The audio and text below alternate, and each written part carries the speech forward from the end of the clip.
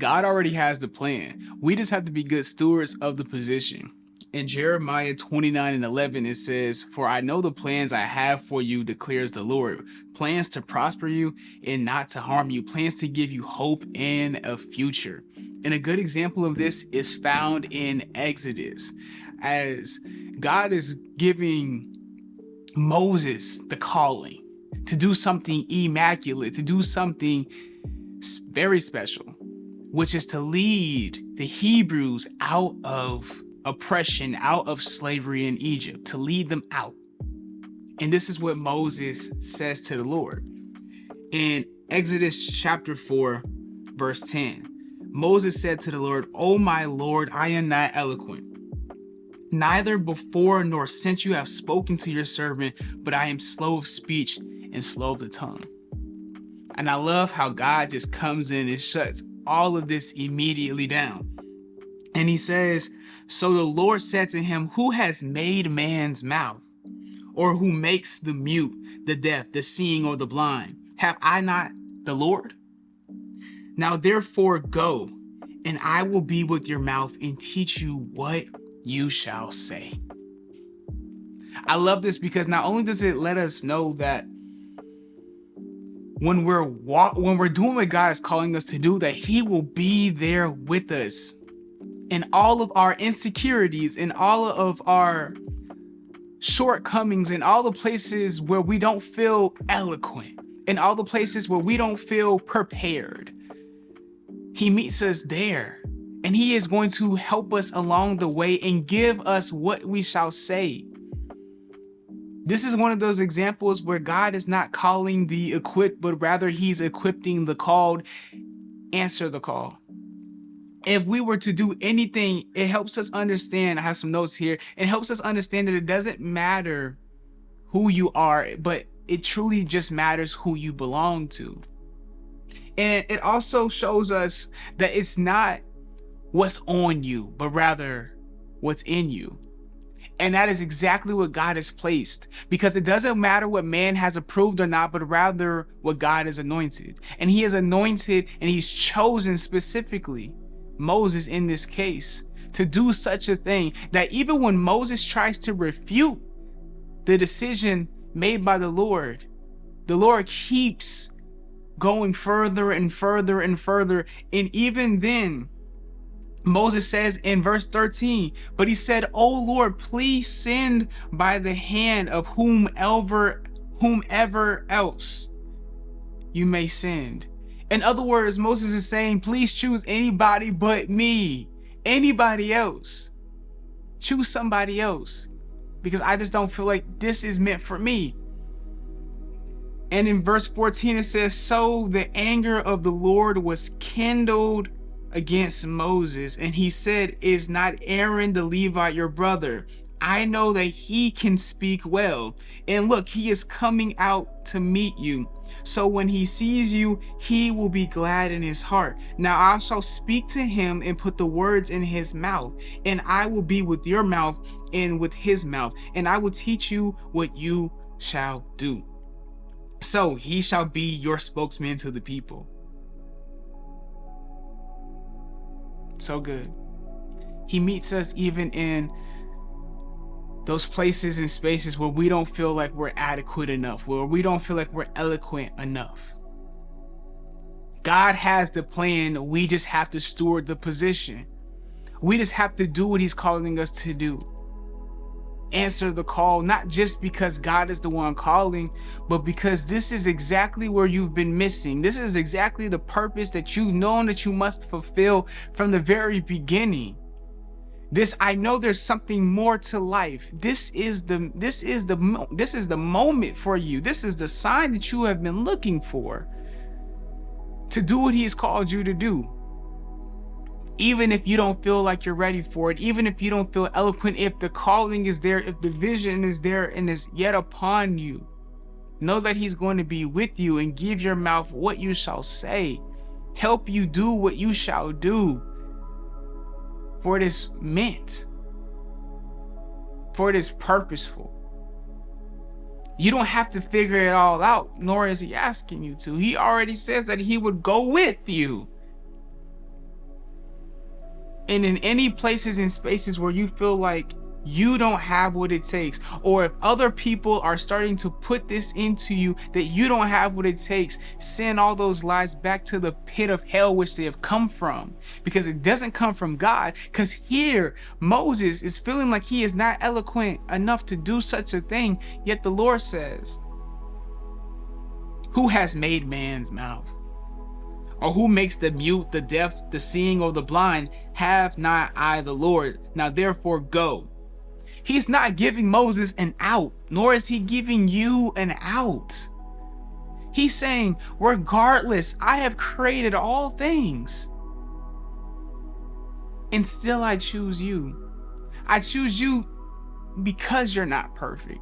I choose you especially because when it happens from you and all these things occur, they know it didn't come from you, but it came from him. That when you step into everything that you're meant to do, that you're called to do according to his purpose, not your want, but his will, when you do it, man is going to have no one to give the glory to but our Father in heaven.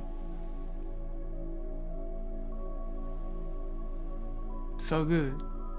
And later we get to see all of the mighty works and all of the great miraculous signs and wonders that God does through Moses.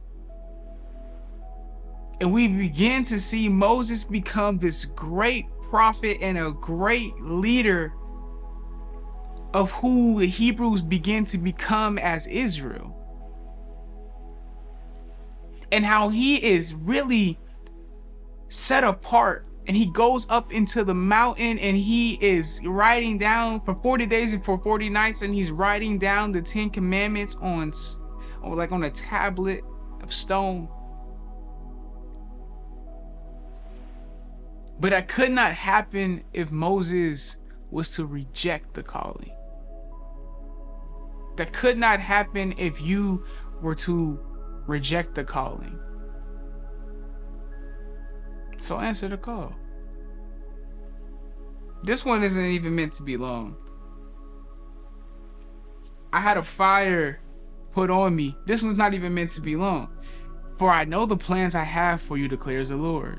Plans to prosper you and to not harm you. Plans to give you hope and a future.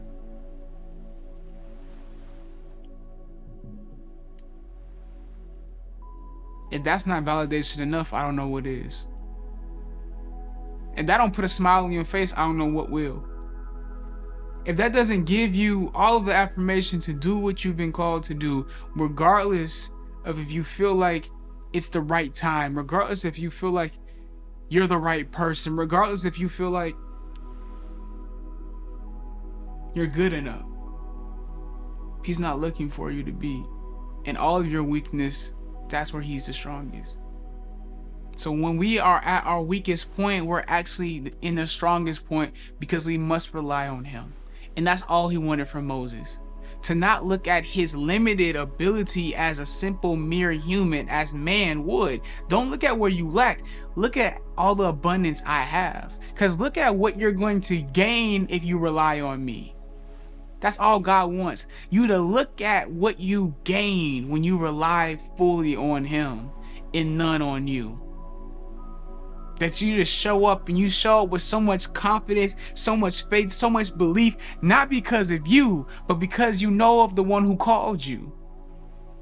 You know the one who called you to go there in the first place. You know the one who called you to do it in the first place. See, when I get on here and I'm having this conversation with you, I can't help but have so much energy. I can't help but just be so fired up because I know the one who called me. I know the one who has anointed, even in places and spaces where man hasn't approved. It doesn't matter if I get the quote unquote vanity numbers that all these other people are able to acquire, or what we would necessarily deem to be successful. I know it's already successful because he called me to do this, and here I am. It's successful because I'm just being obedient. And he says that in John. I can go forever and talk about this. John 14:15. If you love me, keep my commandments. Then we go in Mark 12 and 30 and 31, and when Jesus is just talking about the first commandment, that we should love and serve the Lord our God with all of our heart, all of our mind, our soul, and our strength. And then he says, but the second is just like it in its importance, and it's to love thy neighbor as oneself. So the calling is never just going to be for you, just as the calling wasn't meant just to serve Moses. It wasn't so that Moses can be brought on high, or that he would be redeemed as one of the greatest prophets with the closest relationship to God. That wasn't it. It was to be a vessel. It was to be a leader that God is calling to lead and help guide who he would call Israel out of the hands of the Pharaoh in Egypt. It was to be the voice of God. What an honor. But even in how amazing that sounds, Moses still doubted. He wasn't necessarily doubting God either. It was himself. Which shows us immediately when God is calling us to do something that it's just human nature to doubt yourself for something divine. But God's still with you. So I'm not saying you have to have full 100% faith in you, but have it in him. And then in that, realize that he created you. So good. I pray this falls on hearts that are heavy but ready to receive it. I do. Man, I know this is something that you have been dealing with, have been struggling with.